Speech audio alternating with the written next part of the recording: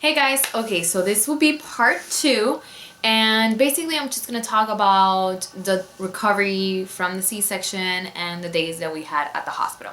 So basically we had the C-section on December 24th, which was a Monday, and that same night I was already walking around the room. It's painful because it's obviously an incision, but it wasn't as painful as I expected. I was able to get in and out of bed, go to the restroom, walk around the room. I actually couldn't go to the restroom for quite some time, and I mean number one. I kind of just forgot. I think just they had taken the catheter out, and I was drinking water, and they had taken the IV out, but I was drinking water regularly. But I was so focused on the baby and feeding the baby and changing the baby and all these things and trying to sleep when I could, that I completely forgot to go to the restroom. So the nurse came in and she's like, "Have you gone to the restroom?" And I was like, "Oh, no, I haven't." She's like, "Well, you need to, because if you don't, we're gonna end up putting a catheter in." And that just freaked me out. I got extremely nervous, and I think that made it even worse. She should have just come in and said, "Try to go to the restroom," and leave it at that. But the pressure she put on me to go to the restroom was insane, and I completely froze. I almost spent 24 hours without going to the restroom, and I had to go. I mean, my mom bought me a bottle of water this big. I drank it in less than 5 minutes. I kept drinking water and water and asking the nurse to bring more water and more water and more water. I was about to explode, but for the life of me, I could not go to the restroom. So the first night of the hospital, I wasn't really in pain or dying or anything like that. It was the stress of having to go to the restroom. And I remember she kept coming in every hour. "Have you gone?" "No." A new nurse would come. "Have you gone?" "No." And they were like, "Okay, we're gonna have to do the catheter." And I was like, "No, please give me more time." They would even go in the restroom with me and just stare. And I'm like, "Look, I have enough pressure. You staring at me is making me even more nervous." So they did everything. They opened the faucet. They're like, "Try to go now," with the water just like leaking into the sink. No, it didn't work. They gave me a cup of water with a straw, and they said, "While you're sitting and trying to go to the bathroom, just blow into the straw and make bubbles." I guess this was trying to kind of just distract me, and I would just pee, but it did not work.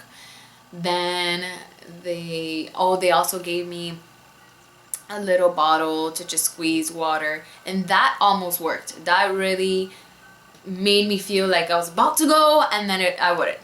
And I was in that for hours, stressed about I mean, it sounds so funny, but it was so stressful. And then every time I would come out of the restroom into the room, my mom and my husband would be like, "Did you go?" I'm like, "No, I didn't go. It's terrible." It was so frustrating because it's such an easy thing to do, but I was so stuck. I couldn't, and I had to. I was about to explode of water and liquids and everything, but I couldn't. I really could. I finally did go, so there was no catheter needed to be put in, and it was great. And that whole day I was walking around the room. Second day I was already walking around the hospital. We took the little baby in her little, I guess, the little hospital beds that have wheels on it, and we were just, my husband and I and the baby, walking around just the whole hospital, because that's key. If you do have a C-section, move. Even if you're in pain, just move, because that will make you have the best recovery possible. So, sorry, somebody's calling. So that makes you have a really good recovery, and that's the best advice I can give. If you are having a C-section, or you end up having a C-section, just remember to move. Get up as much as you can. And they kept coming in telling me, "Have you bled?" And I'm like, "No." But then I thought, maybe they're not reading my chart. I had a C-section. Why would I bleed vaginally? I just didn't understand why I would. If I hadn't had the baby vaginally, why would I be bleeding vaginally? Apparently this is something that everybody goes through, even if you have a C-section. And I had no idea. So they kept coming in. They're like, "Oh, you have it? That's strange. That's so strange." And I'm like, why would it be strange? To me, it was so obvious that I wasn't supposed to bleed down there. And it was 3 days that I was in the hospital without bleeding. And every nurse thought it was the weirdest thing that I had not bled a drop. Until the third day at night, my husband, I'm like, "Come here fast." I'm like, "Pull up my covers and tell me what you see." and he pulls up the covers and he's like, oh my God. He's like, there's blood everywhere. I was like, I knew it. I was like, damn it. So then I just like, I didn't know what to do, and I was so embarrassed that I kept bleeding. It wasn't stopping. So I kind of just jumped out of bed and ran into the bathroom, and I was just standing in the bathroom and it just kept bleeding. So I jumped in the shower. I just took off all my clothes and I was just standing in the shower bleeding. So all I knew is to shower because I kept bleeding.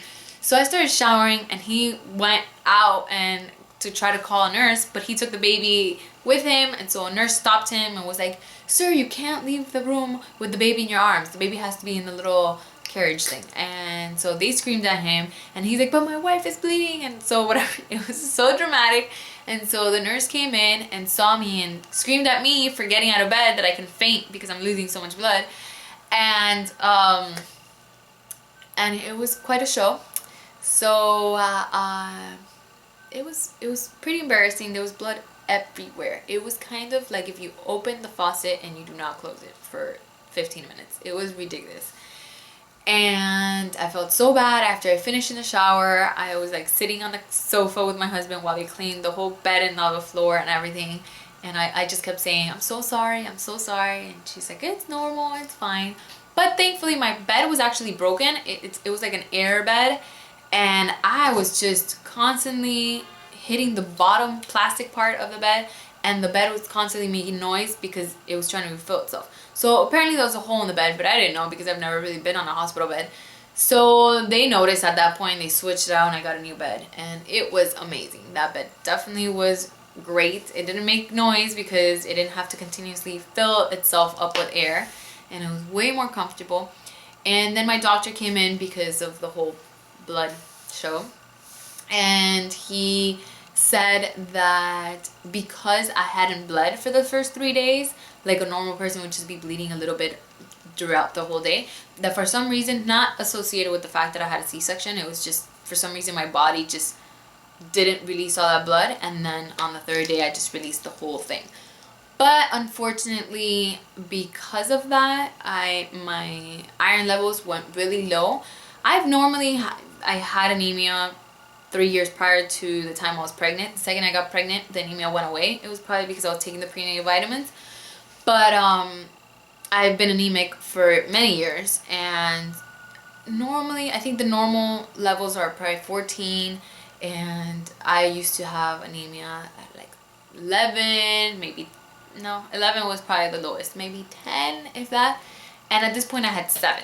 So it was ridiculously low. They came in talking about blood transfusions that I might need, or just an iron IV and so forth. So my mom went out and got me everything, spinach and lentejas and just everything that is supposed to boost up your iron levels to be able to just do it naturally and not need IV or a blood transfusion. I mean, that just scared me. When I heard blood transfusion, I almost started crying, but I was like, oh, I have to be strong. Oh, okay, that's fine. Blood transfusion, okay, yeah.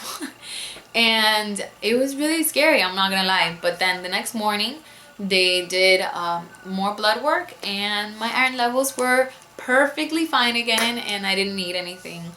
So I'm not even on iron supplements now. So it definitely got better. I think it was just kind of the fact that I let go of so much blood so quickly.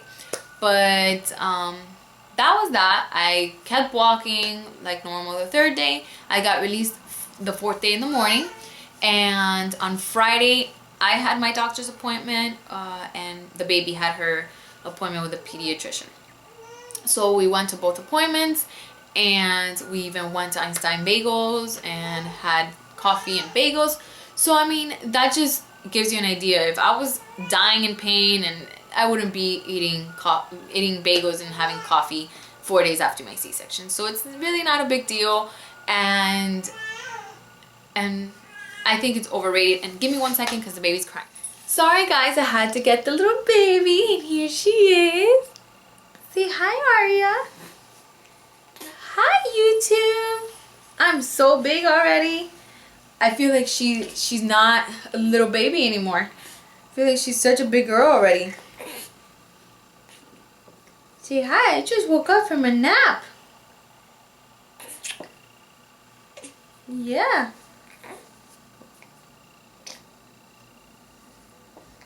She's learning kind of just to move her lips, so she does a lot of like bubbles or like. You see? Yeah. Let's see, you can see. You can get a closer look of Oreo. Say hi, Bobby.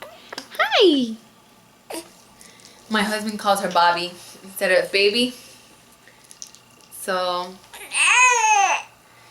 she's hungry. Okay, so overall, the recovery was really, really good.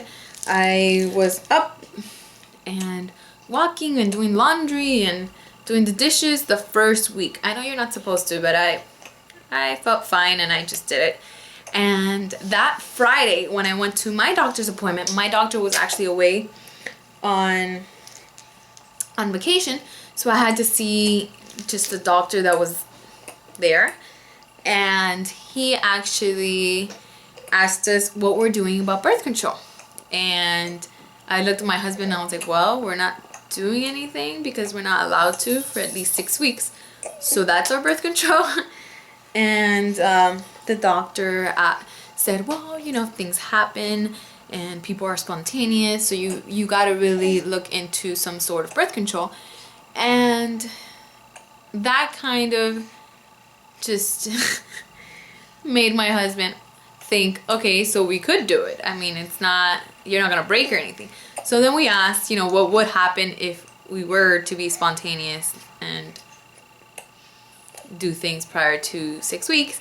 And he's like, nothing. And then he's like, look, lay down. And then he kind of just touched around my stomach area, and he's like, it just hurts, right? And I said, yeah. And he was like, that's why you can't do anything for at least 6 weeks. And that kind of hurt more, kind of around my stomach, like the inside. I just felt like sore, like all of my organs were all over the place, and now they're back to where they're supposed to, and it was just sore. It wasn't really the incision, never really hurt. It was never really painful, or a little bit, but not a big deal. It was more the soreness. And when I would laugh, oh my god, that was the worst. I would be like, oh my god, stop, because laughing would hurt. I guess you're using your abs, or I don't know what. At that point, it kind of gave my husband a free card. So that Saturday, things happened, and that was 5 days after my surgery. So yeah, I know it's a little bit TMI, but that's just to show you guys it really is overrated and it's not that serious, at least for me. I don't regret it at all. I think it was the best thing that we could have done, and that's it. So far, after that, the recovery only got better as the weeks went by, and I'm perfectly fine, like if nothing happened today. Yep. So if you guys have any questions, please let me know, and I'll see you guys in my next video. Bye guys.